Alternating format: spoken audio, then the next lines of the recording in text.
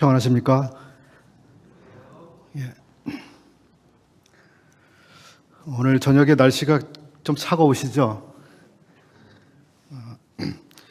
어느 분이 그러시더군요. 한겨울에 차가운 날씨는 살갗을 찢고 요즘에 이 차가운 날씨는 뼛속을 때린다고 그러더라고요. 어느 것이 더 차가운지 예, 굉장히 차갑게 느껴지는 바람과 날씨입니다. 소개해 주신 대로 오늘 나팔절 절기에 대한 공부를 하는 날입니다. 이 절기와 관련해서 우선 저는 찬송가 두 곡 가사를 먼저 한번 읽어보면서 우리가 불러온 찬송가에는 이 나팔의 절기가 어떻게 묘사되고 있는지 먼저 보려고 합니다.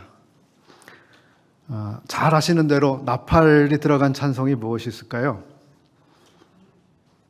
네, 하나님의 나팔 소리, 천지 진동할 때에 예수 영광 중에 구름 타시고 천사들을 세계 만국 모든 곳에 보내어 구원받은 성도들을 모으리. 나팔 불 때 나의 이름, 나팔 불 때 나의 이름, 나팔 불 때 나의 이름 부를 때에 잔치 참여하겠네. 1절 내용인데요. 이 하나님의 나팔 소리 찬송의 가사는 성도들에게 소망스러운 미래가 나타나고 있습니다. 우리의 기대를 새롭게 해주시는데요. 그런데 조금 엄밀하게 이 가사를 살펴보게 되면 우리가 믿는 바와 조금 차이가 있는 부분이 발견됩니다. 이 찬양의 근거가 되고 있는 성경 말씀은 데살로니가 전서 4장 15절부터 17절 말씀인데요. 그런데 그 성경 말씀에는 나팔 소리가 날 때 주님이 공중에 오시고 성도들이 주님 앞에 모이게 되는 이런 사실을 기록해 주고 있습니다. 그런데 그런 일이 일어나게 될 때 주님께서 천사들을 보내셔서 성도들을 공중으로 모으신다라고 하는 기록은 없습니다.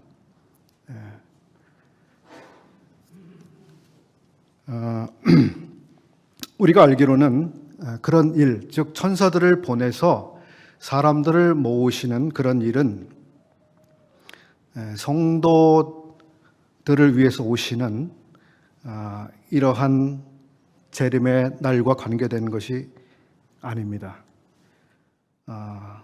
성도들을 위해서 주님이 오셔서 주님의 사람들을 모으실 때는 천사들의 수고를 통하지 않고 하나님께서 직접 하실 것입니다. 그 다음에 이런 찬송이 있습니다. 내 평생에 가는 길 순탄하여 늘 잔잔한 강 같든지 큰 풍파로 무섭고 어렵든지 나의 영혼은 늘 편하다. 아주 많은 분들이 애창하시는 찬송입니다. 저도 굉장히 좋아합니다. 나의 영혼은 늘 편하다. 저 공중에 구름이 일어나며 큰 나팔이 울려날 때 주 오셔서 세상을 심판해도 나의 영혼은 겁 없겠네. 이렇게 가사가 되어 있습니다. 이 찬송가 가사도 역시 저희들이 믿는 바를 정확하게 반영하고 있지는 않은 것 같습니다. 주님의 재림 시기를 염두에 쓰여진 가사인데요. 이 찬송가의 가사는 성도들이 하나님의 심판에 대해서 어떤 두려움도 없다고 하는 평안을 노래하고 있습니다. 그런데 뭔가가 지금 여기도 혼재되고 있습니다. 왜냐하면 저 공중에 구름이 일어나며 큰 나팔이 울려나는 시기에 그때 주님께서 온 세상을 심판하시는 가사로 이어지고 있는데요. 이런 가사는 주님의 공중 재림과 지상 재림을 하나의 사건으로 보기 때문에 생기는 결과입니다. 주님이 세상을 심판하러 오시는 것은 성도들을 위해서 오시는 공중에 오시는 재림과 다른 지상에 재림하시는 시기에 일어날 일입니다. 그러한 일을 성도들의 마음에서 있는 어떤 불안과 이렇게 결합시킨다고 하는 것은 맞지 않는 것이죠. 공중 재림은 지상 재림보다 먼저 일어나게 되고 두 시기는 무려 7년이라고 하는 굉장히 긴 간격을 가지고 있습니다. 그런데 이 긴 간격의 두 사건을 하나의 찬송가 가사 안에 담고 있다 보니까 성도들에게 혼란을 야기할 수 있는 그런 가사로 되어 있습니다. 굳이 이 찬송 두 가사를 말씀드린 이유는 이 찬송 두 곡이 나팔과 관계가 있기 때문입니다. 주님께서 지상으로 재림하시는 이때는 교회를 위해서 오시는 것이 아닙니다. 그렇죠? 지상에 오시는 것은 지상 백성인 이스라엘을 위해서 오시는 거죠. 교회를 위해서 오시는 것은 그것보다 7년 전에 일어나는 사건이 되는 것입니다. 주님께서 이스라엘을 위해서 땅에 재림하시는 것은 특별한 목적이 있기 때문입니다. 무엇일까요? 그것은 지상에 하나님의 왕국을 세우시기 위해서 오시는 거죠. 그래서 구약의 이스라엘에게 약속해 주신 그것을 성취하시기 위해서 오시는 것입니다. 땅에 천국이, 즉 왕국이 세워질 것이며 또 완전하신 왕께서, 평강의 왕께서 오셔서 공의와 정의와 평강으로 다스리시는 그런 나라가 세워질 것이며 또 그런 나라가 이어질 것입니다. 이런 목적 때문에 주님이 지상에 재림하시게 되는 것이죠. 그리고 이렇게 지상에 재림하셔서 하나님께서 자신의 왕국을 세우시는 이러한 일들 가운데 모든 민족들이 심판을 받게 되는 이러한 일들이 그 사이에 있게 되는 것이며 그 심판의 내용이 바로 계시록에서 다루고 있는 전체 심판에 대한 이야기들입니다. 우리는 지난번까지 4개의 여호와의 절기를 함께 공부했습니다. 어떤 절기를 공부하셨는지 한번 기억을 해보시죠. 어떤 절기 생각나세요? 유월절, 무교절, 초실절, 오순절, 초막절이요? 아직은 거기까지는 안 했고요. 4개의 절기를 공부했습니다. 그리고 절기는 전체 7절기가 있는데요. 4절기를 공부했고 오늘을 포함해서 이제 3절기를 공부하시게 됩니다. 7절기는 전체를 우리들이 보게 되면 앞에 4절기는 예수님의 초림과 관계가 있는 절기가 되고요. 오늘서부터 공부하는 3개의 절기는 예수 그리스도의 재림과 관계된 절기입니다. 따라서 오늘서부터 이어지는 이 3개의 절기는 종말론적이다 이렇게 말씀드릴 수가 있습니다. 장차 일어나게 될, 성취될 이러한 일들을 예표적으로 보여주고 있는 명절들이다 이렇게 생각하시면 좋겠습니다.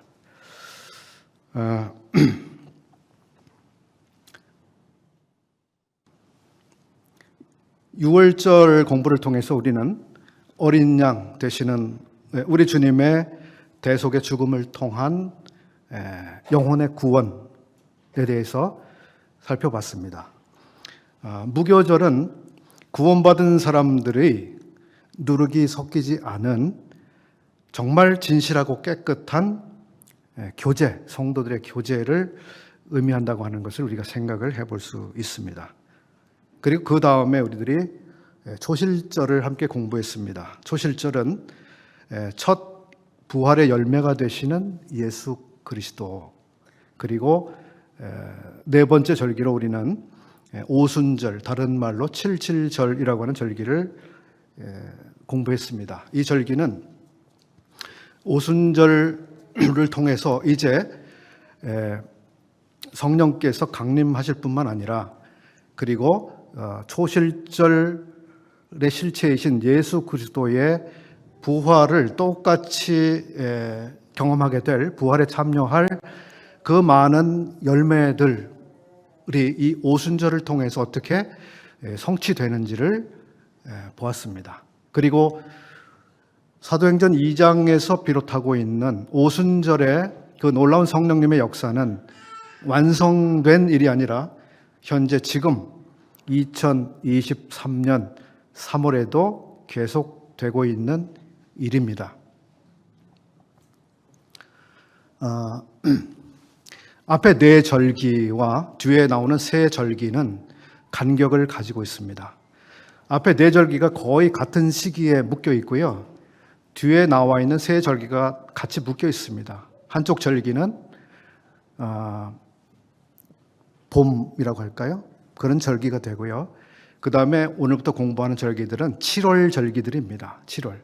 이 두 절기 사이에는 4개월이라고 하는 이 간격이 있습니다. 따라서 오순절에 시작된 모든 나라 또 모든 민족들 가운데서 하나님께서 자기의 사람들을 구원하시고 부르시는 이 역사적인 긴 기간이 지금 진행되고 있는 시기로 우리들이 이해를 하고 있습니다. 이제 나팔절이라고 하는 절기를 본격적으로 살펴보기 전에 저는 나팔이라고 하는 좀 더 일반적인 것에 대해서 성경 말씀을 통해서 좀 보려고 합니다. 나팔. 성경 본문에서 나팔이라고 쓰여진 그러한 곳들 굉장히 많이 아마 생각이 나실 거예요. 굉장히 많이 쓰여지고 있습니다. 나팔이. 나팔을 생각하시면 우리 성도님들은 어떤 나팔을 먼저 떠올리십니까?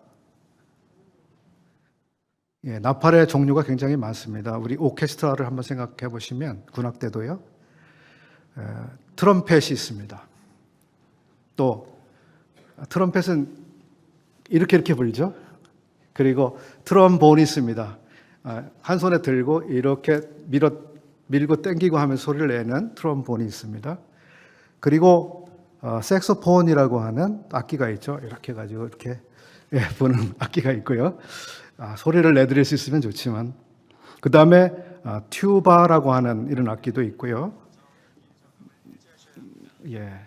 그 다음에 아주 어마어마하게 큰 제 키보다 훨씬 그 정도 크게 만들어진 그런 나팔도 있죠. 수자폰이라고 하는 악기도 있고요. 그 다음에 호른이라고 하는 악기도 있습니다. 이 각각의 악기 안에서도요, 알토 색스폰, 또 뭐죠? 프렌치 호른, 등등의 아주 악기들이 다양하게 많이 있습니다. 제가 10여 년 전에 306 보충대라는 군부대 앞 마을에 살았었습니다. 한 3, 4년간을 살았는데요. 군부대에서는 매일같이 트럼펫 소리가 들렸습니다. 아침에 들리고요. 밤에 들립니다. 아침에 들리는 트럼펫 소리는 이제 일어나라고 하는 신호죠. 밤에 들리는 트럼펫 소리는 무엇에 대한 신호일까요? 이제 빨리 잠을 자라 하는 취침 신호가 되는 것이었죠.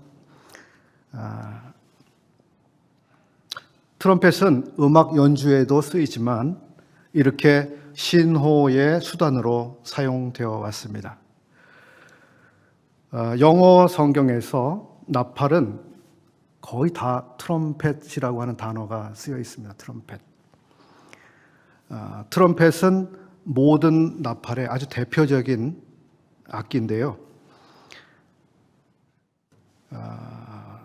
이 트럼펫은 금속, 특별히 은으로 만들어져 있습니다. 성경에서 보면 은으로 만들어져 있습니다. 현대 트럼펫들은 합금을 해서 또 다른 것으로 만드는 것으로 알고 있습니다. 근데 구약 성경에는 이 트럼펫뿐만 아니라 또 다른 나팔이 한 종류가 나오는데 그것은 양각 나팔이라고 하는 나팔입니다. 양각, 어려운 말인데요. 양은 동물의 양을 말하고요. 각은 뿔을 말합니다. 그래서 숫 양의 뿔을 나팔로 사용하는 이건 양각 나팔. 영어로는 호른이라고 표현되어 있습니다. 혼. 이 양뿔로 만들어진 나팔은 이스라엘의 나팔절이나 혹은 희년 아시죠? 안식일을 7번 거듭 보내고 난 그 다음에 즉 50년마다 희년이 찾아오는데요.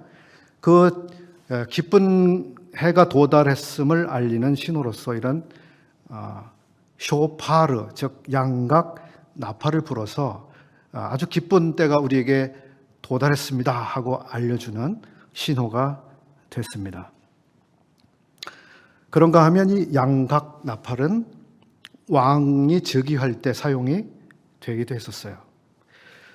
열왕기상 1장을 보시게 되면 거기에 솔로몬 왕이 왕으로 즉위하는 기록이 있습니다. 그날 이스라엘 사람들이 양의 뿔, 나팔을 사용해서 이제 솔로몬이 왕이 됐다라고 하는 것을 알렸습니다. 이렇게 성경에는 일반적으로 트럼펫이 많이 사용되고 있지만 때때로 양각 나팔이 사용이 됐고요. 용도가 이렇게 구분이 되기도 했습니다. 근데 후에 가서 보면 일반적으로 양각 나팔보다는 은나팔이 더 많이 사용이 되고 있음을 발견할 수 있습니다. 이번에는 민수기 제가 10장을 좀 펴보겠습니다. 민수기 10장 1절부터 10절까지를 보면서 여기에 은나팔에 대해서 주님께서 지시하신 것을 읽어보도록 하겠습니다. 여호와께서 모세에게 일러 가라사대 은나팔 둘을 만들되 쳐서 만들어서 그것으로 회중을 소집하며 진을 진행케 할 것이라. 무엇을 어떤 방식으로 만들며 어떤 용도를 위해서 만들어야 되는지 기록해 주신 것이죠. 3절을 보겠습니다. 두 나팔을 불 때에는 나팔을 2개 만들었잖아요. 그 나팔 2개를 같이 불 때는 온 회중이 회막 문 앞에 모여서 너에게로 나올 것이요. 하나만 불 때에는 이스라엘 천부장된 족장들이 모여서 너에게로 나올 것이며 너희가 그것을 울려 불 때에는 동편진들이 진행할 것이고 제2차로 울려 불 때에는 남편진들이 진행할 것이라. 그러니까 이 은나팔을 불 때 제가 어떻게 묘사를 해야 될까요? 하나의 방법은 뚜 하고 이렇게 그냥 평범하게 부는 거고요. 또 다른 하나는 울려서 부는 거예요. 부우우우우 이런 식으로 분다고 할까요? 그래서 이 울려 불 때와 울려 불지 않을 때에 담고 있는 신호의 의미가 달라지게 되는데요.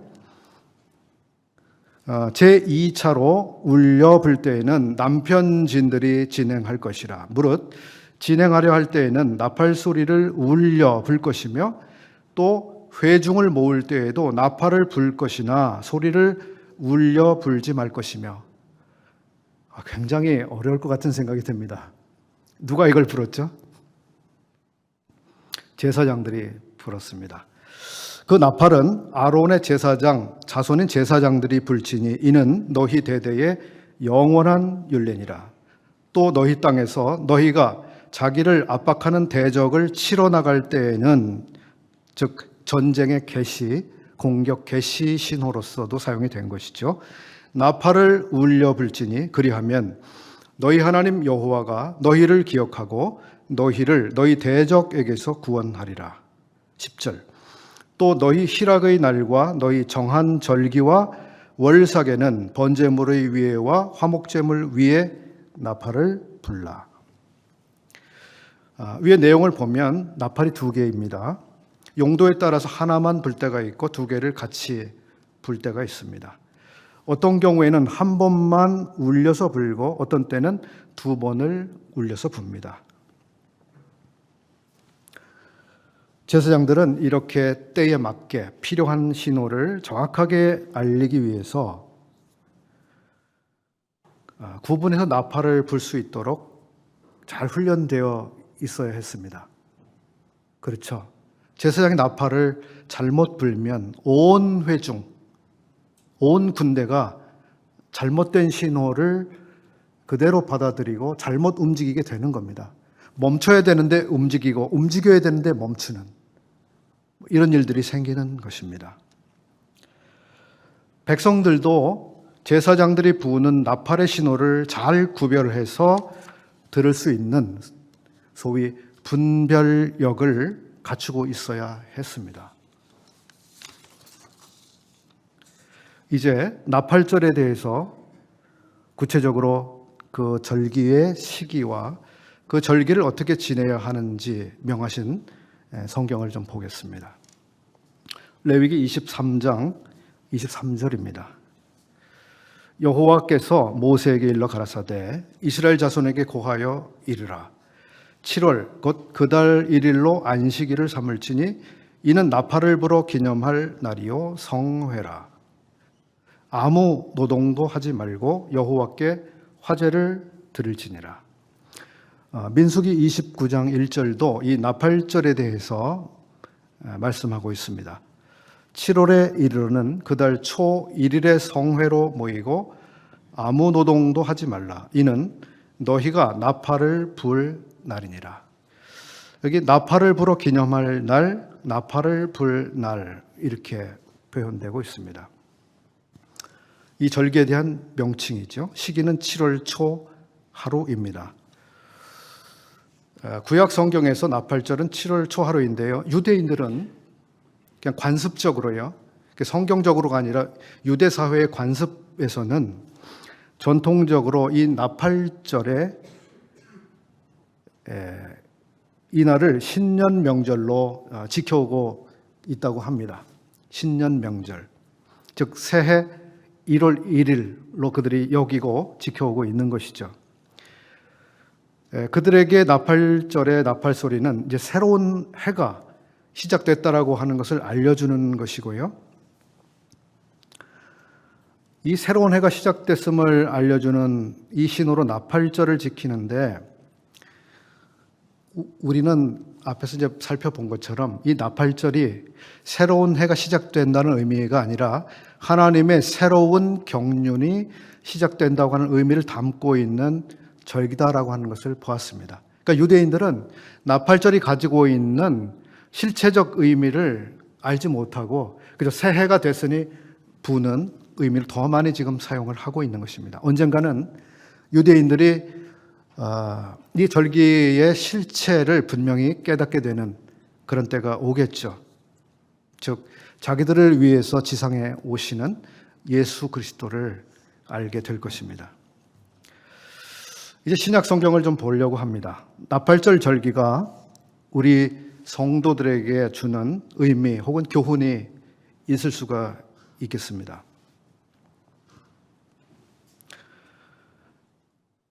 먼저 마태복음 24장 31절 말씀을 읽겠습니다. 마태복음 24장 31절. 저가 큰 나팔 소리와 함께 천사들을 보내리니 저희가 그 택하신 자들을 하늘 이 끝에서 저 끝까지 사방에서 모으리라. 이 마태복음의 이 구절은 아까 그 찬송가 가사에 대해서 제가 말씀드린 그 가사를 거의 또 담고 있죠.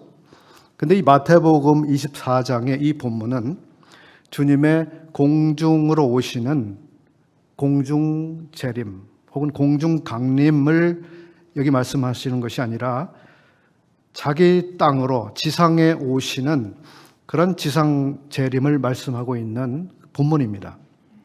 그래서 이 말씀은 교회와 또 신약의 성도들이 아니라 지상 백성 이스라엘을 다시 모으시는 일과 관계된 그런 본문입니다.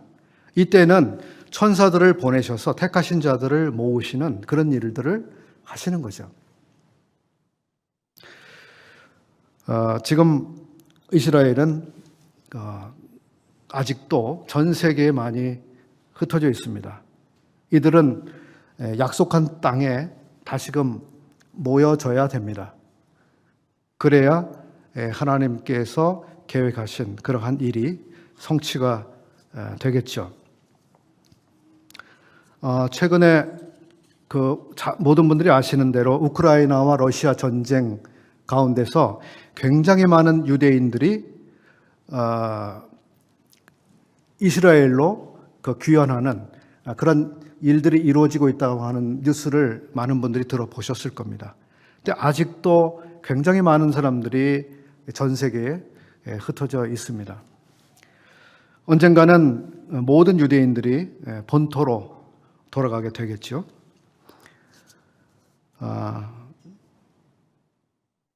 고린도전서 15장 51절도 보겠습니다. 이 곳은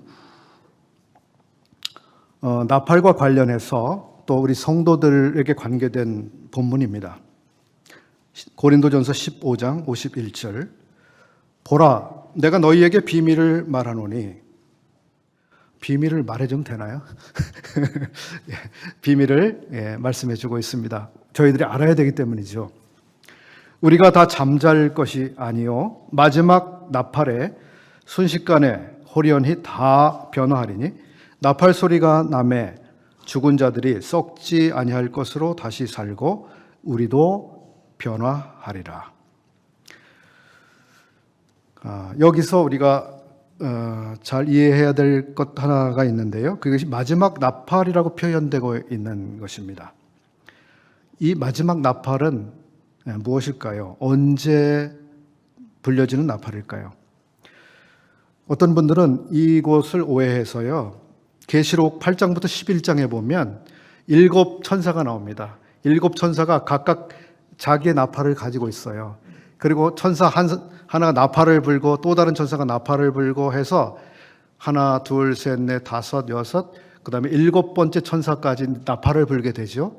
근데 이 마지막 나팔을 계시록에 있는 7번째 천사가 나팔을 부는 것으로 그렇게 오해하는 이런 경우도 있는데요. 고린도전서 즉 15장에서 마지막 나팔은 그 계시록의 그 마지막 나팔, 7번째 나팔이 아닙니다. 거기는 마지막 나팔이라고 표현도 안 돼 있죠. 7번째 나팔이라고 표현되어 있는데 이 마지막 나팔은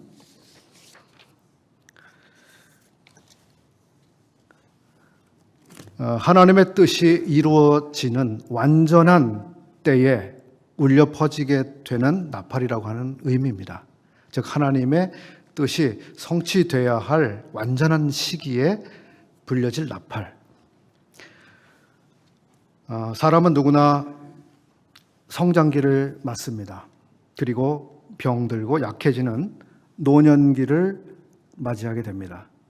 우리는 하나님의 뜻이면 죽음을 통과하지 않는 가운데 위에서 말씀하시는 변화를 맞이하게 되겠습니다. 즉 우리의 몸이 신령한 몸으로 또 주님과 같은 몸으로 변화를 받는 그렇게 되면 우리가 얼마나 좋을까요?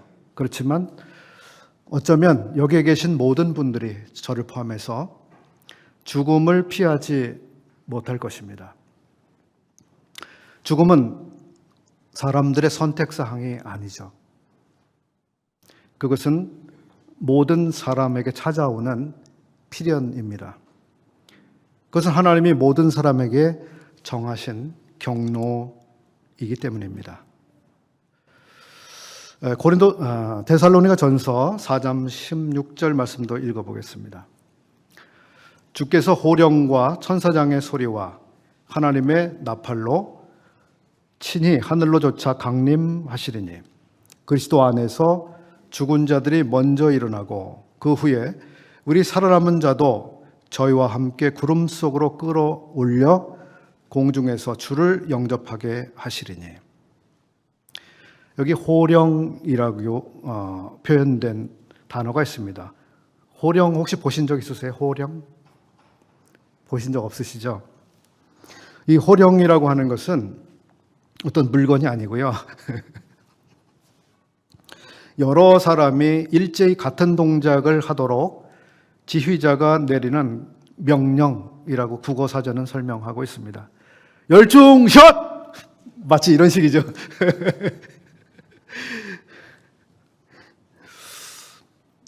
그런 호령 소리에 의해서 모든 사람이 움직이게 되는 그런 것을 말씀하고 있습니다.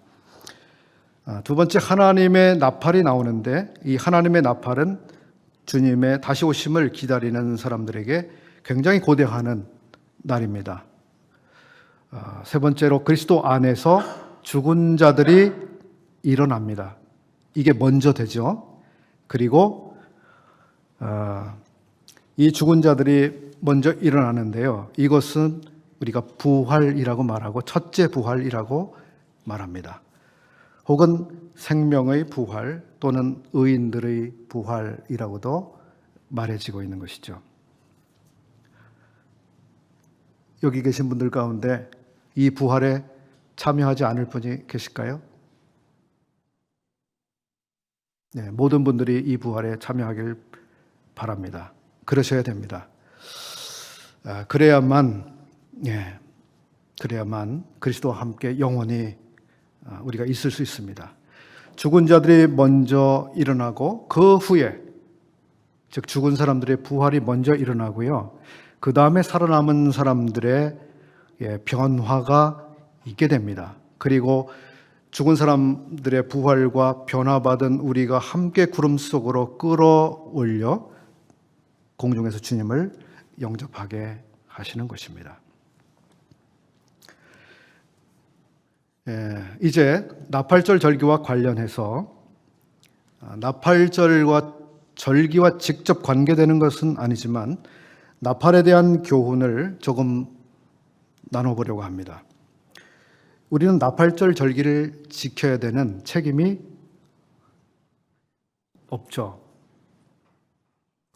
그리고 나팔절 명절을 앞당기기 위해서 우리가 무엇인가를 할 수 있지도 않습니다. 하나님이 정하신 때에 그렇게 하실 절기입니다.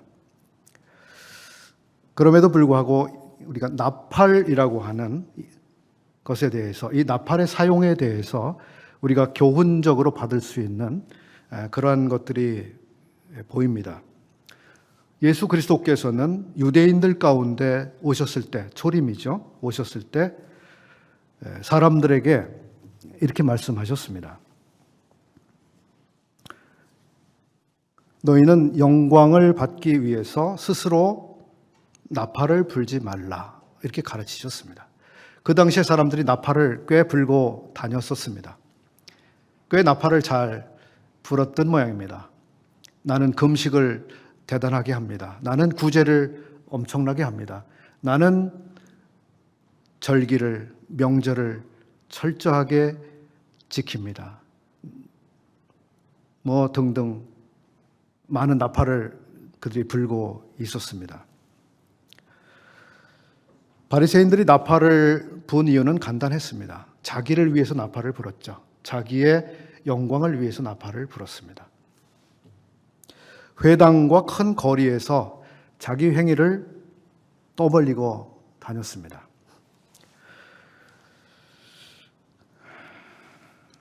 우리도 그런 교훈을 함께 받아야 되는 사람들이죠. 우리가 대단한 사람인 것처럼, 큰 일을 하는 것처럼 말해서는 안 됩니다. 반대로 우리가 나팔을 불어야 되는 사람들이라고 하는 점도 있습니다. 즉 우리는 나팔을 불면 안 되는 것이 있지만 또 나팔을 불어야 되는 그런 책임도 있습니다. 우리는 누구를 위해서, 그리고 어떤 나팔을 불어야 할까요?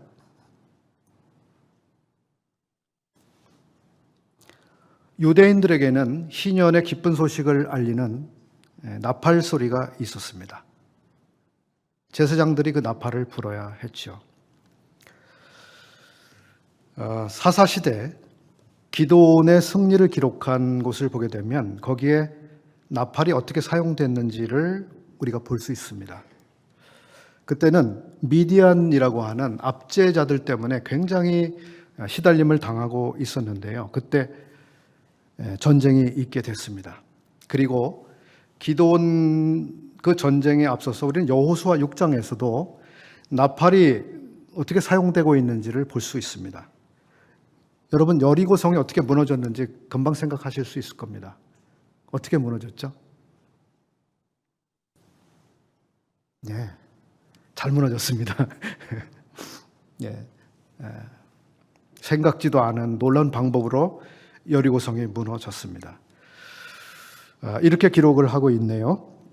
여호수아 6장인데요. 제사장 7은 7 양각 나팔을 잡고 언약궤 앞에서 나아갈 것이요. 즉 여리고 전쟁 때에는요, 제사장 7사람이 나팔을 잡았습니다. 그 나팔은 양뿔로 만든 나팔이었습니다.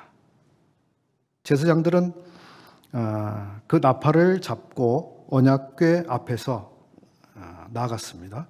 7째 날에는 그 성을 7번 돌며 그 제사장들은 나팔을 불 것이며 제사장들이 양각 나팔을 길게 불어 그 나팔 소리가 너희에게 들릴 때에는 백성은 다 큰 소리로 외쳐 부를 것이라.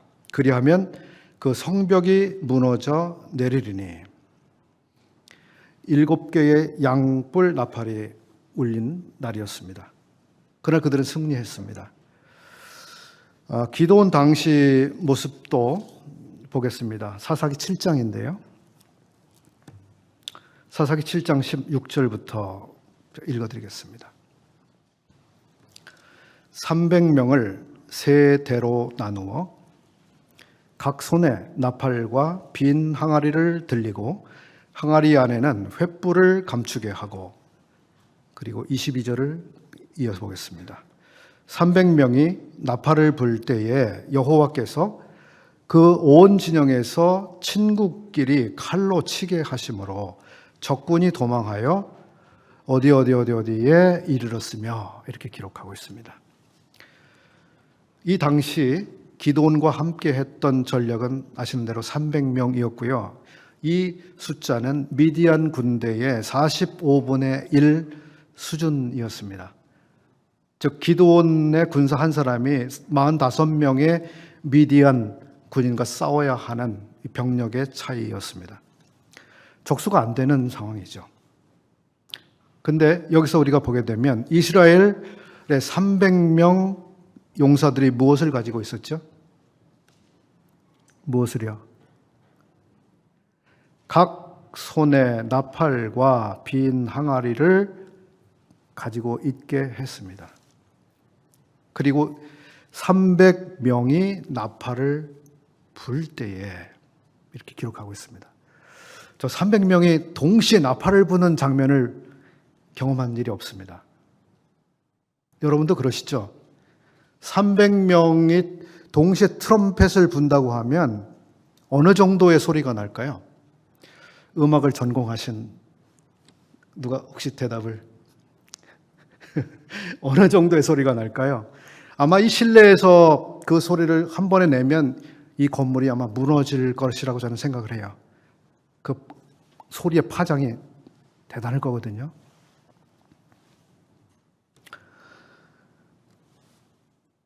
그런데 이 300명이 동시에 나팔을 불었어요. 근데 그 시간이 언제였냐면 밤 10시부터 11시 사이였습니다. 모두 피곤해서 이제 잠을 자고 있는 미디안 군이 다 잠들어 있는 그 시간에 300명이 동시에 나팔을 불면서 항아리를 깨고 횃불을 들고 전쟁이 된 거죠. 이스라엘 사람들은 뭐 칼로 사람들을 죽일 필요도 없이 스스로 서로 치는 결과가 일어났습니다. 자중진안이라고 하죠. 자중진안. 여기서 우리가 배우게 되는 교훈은 이것입니다. 일제히 모든 사람들이 나팔을 부는 것이 가지고 있는 이 강력한 힘에 대해서죠. 교회가 모두 같은 소리를 일시에 낸다고 하면 그것이 가지고 있는 힘은 어마어마해질 겁니다. 교회적으로 때때로 우리가 모두 한 번에 같은 시기에 같은 소리를 내야 되는 그런 상황들이 있죠. 그렇게 할 때 엄청난 하나님의 능력이 나타날 수 있을 겁니다. 신약 성도의 삶에서 나팔을 통해서 주시는 교훈 한 가지를 더 생각해 볼 수 있는데요. 그것은 사도 바울을 통해서 주신 메시지입니다. 고린도전서 14장 8절을 보겠습니다. 만일 나팔이 분명하지 못한 소리를 내면 누가 전투를 준비하리요? 짧은 한 절입니다. 나팔이 분명하지 못한 소리를 내면 누가 전투를 준비하리요? 바울 사도는 고린도 성도들이 남들이 알아들을 수 없는 이상한 말들을 하지 말고 알아듣게 이야기하라고 권면하고 있는 겁니다. 방언을 남용하지 말고 남들이 알아들을 수 있는 언어로 말을 해야 한다고 가르치고 있는 것입니다. 앞에서 우리는 민수기에서 나팔이 각종 신호의 목적으로 사용되는 것을 보았습니다. 만약에 제사장들이 나팔을 지금 길게 울려 불려야 되는데요. 나팔을 길게 울려 불 때는 언제죠? 네. 기억 못 하실 거예요. 나팔을 길게 울려 부는 때는 동편 진해에 있는 군대가 움직여야 되는 그 신호예요. 그런데 제사장이 그렇게 울려 불지 않고 그냥 뚜 하고 그냥 불면 어떻게 될까요? 예. 엉뚱한 신호가 전달되는 것이죠. 지금 진군을 해야 되는데 회막으로 사람들이 그냥 어정 모이게 되는 이런 결과로 나타나는 거죠. 이 내용을 사도 바울의 권고와 연관져서 생각해 보면 이런 교훈을 우리가 생각해 볼 수 있을 겁니다. 사도는 이렇게 말한 것입니다. 의미를 다른 사람들이 알아들을 수 있도록, 이해할 수 있도록 분명하게 말해야 한다. 사도 바울 그분은 자기의 메시지를 분명하게 전달하는 사람이었습니다. 그렇습니까? 안 그렇습니까? 분명했습니다. 그는 율법과 복음이 어떻게 완전히 구분이 되는 것인지를 명확하게 말했습니다. 어떤 행위로도 의로움에 도달할 수 없다고 하는 것을 그는 분명하게 말했습니다. 행위와 그리고 복음이 어떻게 구분되는지를 그는 분명하게 사람들에게 증거했습니다.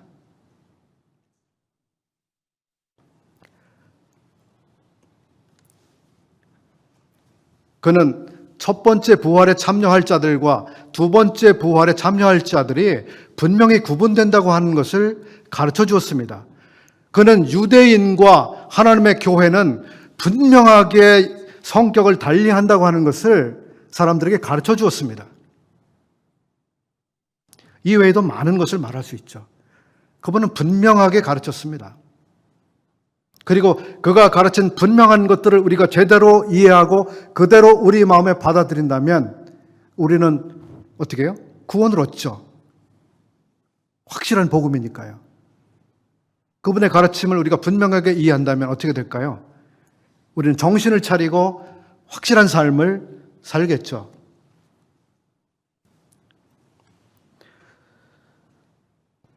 우리도 복음 진리와 교회 진리와 종말에 대한 진리, 성령님에 대한 진리, 이러한 진리들을 분명히 증거해야 합니다.